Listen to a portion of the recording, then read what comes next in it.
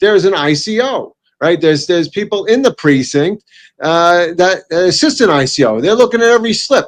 There is mechanism to control overtime, but when you mandate it and you drum it down and say you got to do it, and they're backfilling vacancies of police officers. That's what they're doing. They're filling vacancies right there, and they're giving cops overtime. Okay, but they're not correcting the problem. The problem is the personnel issue. It's not drumming overtime, and then excessive overtime leads to sometimes abuses or whatever. But there is a system in place, and it's worked. When you were the CEO of your precincts, when I was the XO of ESU, I watched my overtime. I knew I had my ICO worked. We all worked together. We watch it. There's definitely mechanisms, and now all of a sudden, Tish is coming up with this whole nother mechanism of new type of monitoring and everything else. It's convoluted.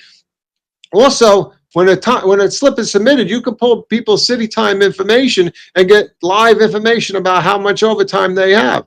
But I think because of what happened up on the 13th floor, what happened with the previous police commissioner, it was just hit. They were just shelling out money. Do whatever you got to do. When the top lets everything go and just do what you want to do, then like we talked earlier, right? We talked earlier about the leadership. If the leadership isn't doing it and there's not understanding what's going on, if they're running amok, how do the poor guys on the street, right? It's gonna be, hey, I need some.